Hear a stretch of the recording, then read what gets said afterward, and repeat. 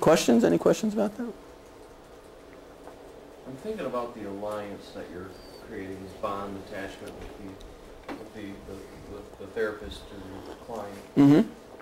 It seems to me that there's got to be a risk inherently of that bond that you create somehow can lead the client to think that you condone the behavior that you're trying to change.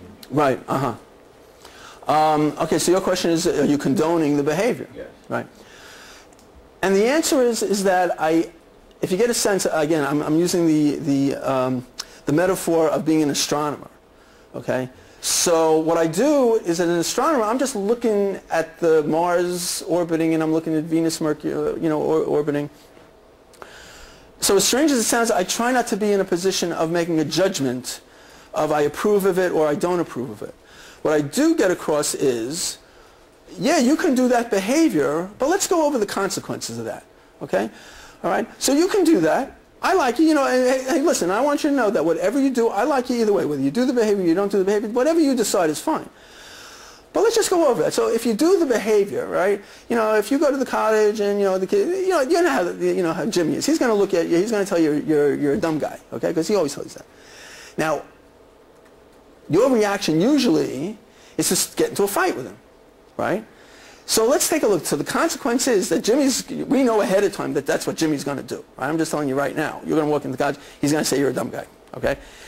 Now your reaction is, which is what it usually is you say, hey, you can't call me that, I'm not going to take that, and you start getting into a fight, okay? Now when you get into the fight, what's going to happen is that they're going to break it up. Now they're not going to ask you who started the fight, right? They're just going to say, okay, Jimmy, Mike, you're separated, you're both in timeout. Right?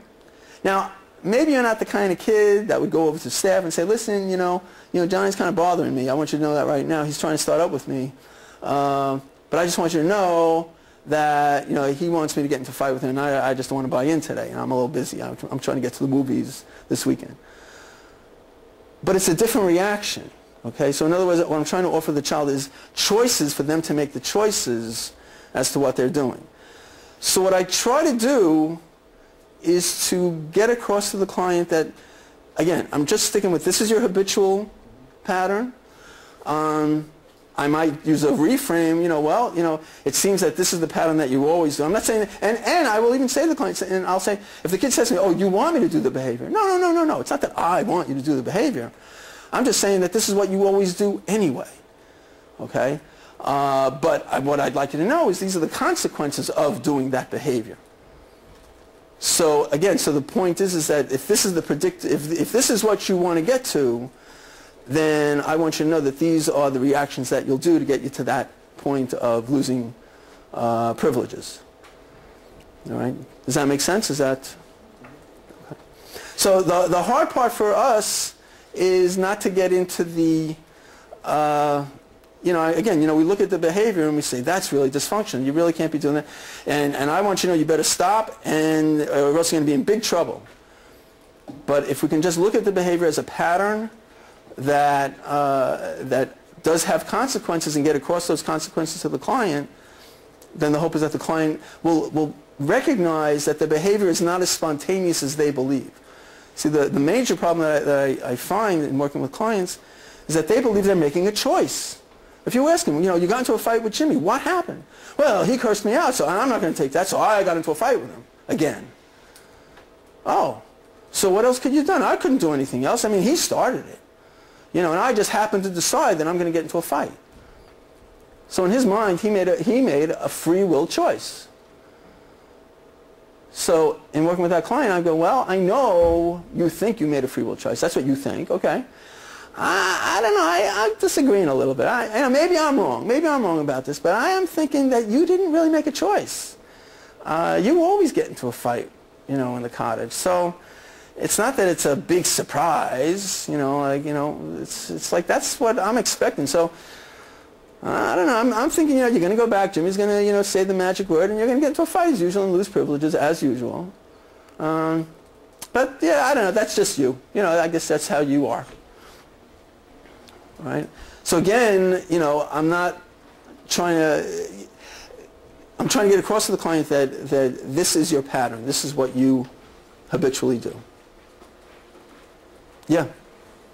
Do some kids find themselves unable to conceptualize a choice?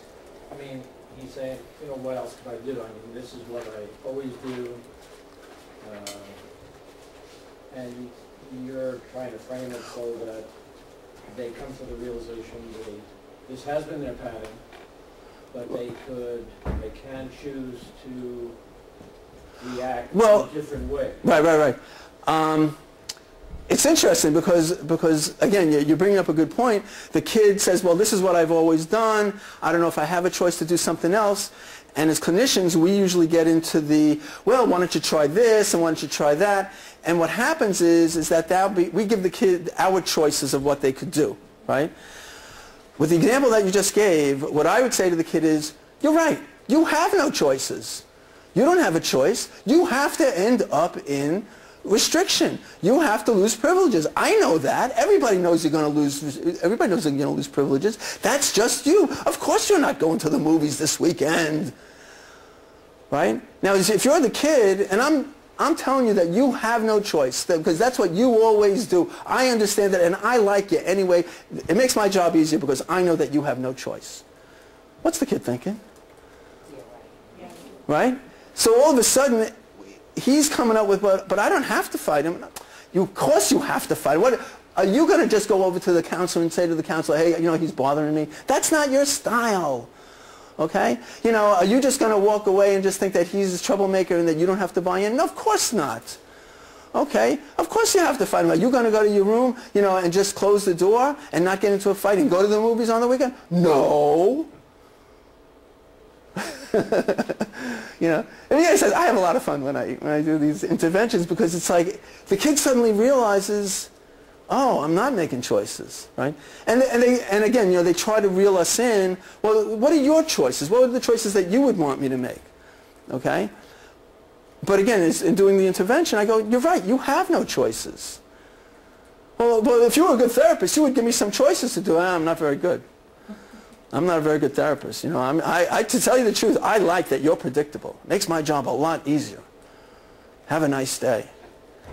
Okay? But you can get a sense when that kid walks away, it's like, oh, you know, and you just told him what's going to happen. He's going to go back to the kind. Of course, Jimmy does what Jimmy always does. You know, hey, you're an idiot. You're a loser, right?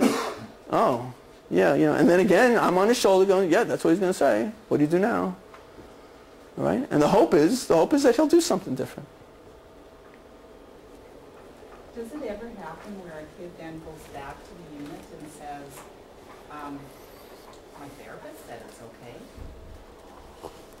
He said, well, I mean, again, well, that's the thin line. That's the thin line of doing an intervention. So if I think that the kid is really invested in doing that behavior, okay, what I try to make clear to the kid is, and it's not that I want you to do this. I don't want, and I will say to the kid, I don't want you going back to the college and saying, oh, Dr. Kaplan said it's okay, all right? I'm not telling you it's okay, all right? I'm just letting you know that if you do that behavior, you're going to lose privileges, you're going to be in timeout, okay? So I'm just saying that we can plan you being in timeout. It's not that I want you to be in timeout, okay? I don't want you to do that. I'm just saying that you're a predictable kid. That's all I'm saying. Okay, so if you have a fear, a concern that the kid is going to go back to the college and say, oh, Dr. Kaplan said it's okay, or, you know, that you said, you know, be clear to the kid. This is not what I want. All right, I'm just saying that this is your pattern.